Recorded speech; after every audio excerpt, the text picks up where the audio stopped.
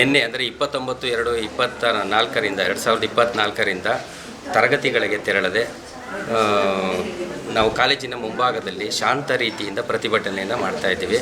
ಅದರ ಉದ್ದೇಶ ಏನಪ್ಪ ಅಂತಂದರೆ, ನಮಗೆ ಕಳೆದ ಸೆಮಿಸ್ಟರ್ ಅಂದರೆ ಅಕ್ಟೋಬರ್, ನವಂಬರ್, ಡಿಸೆಂಬರ್, ಜನವರಿ, ಫೆಬ್ರವರಿ ಕಳೆದ 5 ತಿಂಗಳುಗಳಿಂದ ನಮಗೆ ವೇತನವನ್ನು ಮಂಗಳೂರು ವಿಶ್ವವಿದ್ಯಾನಿಲಯ ಮಂಜೂರು ಮಾಡಿ, ಅಂದರೆ ಸ್ಯಾಲರಿಯನ್ನು ನೀಡಿಲ್ಲ. ಮತ್ತು ಕೊರೋನಾದು 3 ತಿಂಗಳ ವೇತನವನ್ನು ಕೊಟ್ಟಿಲ್ಲ. ಇಡೀ ದೇಶದಾದ್ಯಂತ ಕೊರೋನಾ ಸಂಬಳವನ್ನು ಮಾನವೀಯತೆಯ ಆಧಾರದ ಮೇಲೆ ಖಾಸಗಿ ಕಂಪನಿಗಳು, ಖಾಸಗಿ ಶಾಲಾ ಕಾಲೇಜುಗಳು ಮತ್ತು ಎಲ್ಲವೂ ಕೂಡ ಪ್ರತಿ ತಿಂಗಳು ಕೂಡ ಪಾವತಿ ಮಾಡಿದ್ರು. ಆದರೆ ನಮಗೆ 3 ತಿಂಗಳ ವೇತನವನ್ನು ಕೊಡಲಿಲ್ಲ. ಮತ್ತು ಈ ವರ್ಷದಲ್ಲಿ ಸೆಮಿಸ್ಟರಲ್ಲಿ ನಾವು ವೇತನ ನೀಡದೇ ಇದ್ದರೂ ಸಹ ವಿದ್ಯಾರ್ಥಿಗಳ ಹಿತದೃಷ್ಟಿಯಿಂದ ನಾವು ಕಳೆದ ಸೆಮಿಸ್ಟರ್ ಪೂರ್ಣಗೊಳಿಸಿದ್ದು, ಪಾಠ ಪ್ರವಚನ ಮಾಡೋದು, ಜೊತೆಗೆ ಪರೀಕ್ಷಾ ಕಾರ್ಯವನ್ನು ಕೂಡ ನಾವು ಸುಸೂತ್ರವಾಗಿ ಪ್ರಾಂಶುಪಾಲರ ಆದೇಶದಂತೆ ನಿರ್ವಹಿಸಿದ್ದೀವಿ. ಮತ್ತು ಮೌಲ್ಯಮಾಪನ ಕೆಲಸವನ್ನು ಮಾಡೋದು.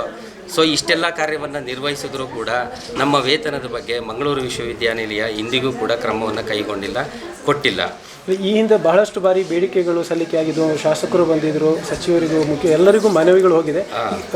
ನಾವು ಪ್ರಾಂಶುಪಾಲರ ಮುಖಾಂತರ ಸಂಬಳಕ್ಕಾಗಿ ನಾವು ಹಲವಾರು ಬಾರಿ ಮನವಿಗಳನ್ನು ಕೊಟ್ಟು ಯಾಕೆ ಸಂಬಳ ಯಾಕೆ ಡಿಲೇ ಆಗಿದೆ ಅನ್ನೋದು, ಅದಕ್ಕೆ ಸಂಬಳ ಯಾತಕ್ಕೆ ಡಿಲೇ ಆಗಿದೆ ಅಂತ ರೀಸನ್ ಹೇಳಲ್ಲ. ಆರ್ಥಿಕ ಸಮಸ್ಯೆ ಇದೆ ನಮಗೆ ಅಂತ ಹೇಳ್ತಾರೆ ಹೊರತು ಅಧಿಕಾರಿಗಳು ಫಂಡ್ ಇಲ್ಲ ಅಥವಾ ಯೂನಿವರ್ಸಿಟಿಲಿ ಸಮಸ್ಯೆ ಇದೆ ಅಂತ ಅಧಿಕಾರಿಗಳೇ ಹೇಳ್ತಾರೆ ಹೊರತು ನಮಗೆ ಆ ಒಂದು ಆಡಳಿತಾತ್ಮಕವಾದ ವಿಷಯಗಳು ಗೊತ್ತಿಲ್ಲ.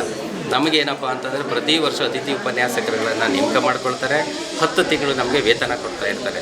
ಅದರಲ್ಲಿ ಈ ರೀತಿ ವೇತನ ಕೊಡದೇ ಇದ್ದಾಗ ನಮಗೆ ಕುಟುಂಬ ನಿರ್ವಹಣೆ, ಮಕ್ಕಳ ಎಜುಕೇಷನ್ನು, ಸಂಸಾರ ನಿರ್ವಹಣೆ, ನಾವು ಬರುವಂತಹ ಸಾರಿಗೆ ಸೌಕರ್ಯ, ಈ ಥರದ್ದು ತುಂಬ ಸಮಸ್ಯೆಗಳಿಗೆ ಸಿಕ್ಕಾಕೊಂಡಿದ್ದೀವಿ. ದಯವಿಟ್ಟು ನಮ್ಮ ಬೇಡಿಕೆ ಏನಪ್ಪ ಅಂತಂದರೆ, ನಮಗೆ 5 ತಿಂಗಳ ವೇತನ ಮತ್ತು ಕೊರೋನಾದ 8 ತಿಂಗಳ ವೇತನವನ್ನು ಪಾವತಿ ಮಾಡೋವರೆಗೂ ಕೂಡ ನಾವು ತರಗತಿಗಳಿಗೆ ತೆರಳಿ ಪಾಠ ಪ್ರವಚನ ಮಾಡೋದಿಲ್ಲ. ದಯವಿಟ್ಟು ನಮಗೆ ಆದಷ್ಟು ಬೇಗ ವೇತನವನ್ನು ಕೊಡಿಸಿ. ನಾವು ತುಂಬ ಕಷ್ಟದಲ್ಲಿದ್ದೀವಿ.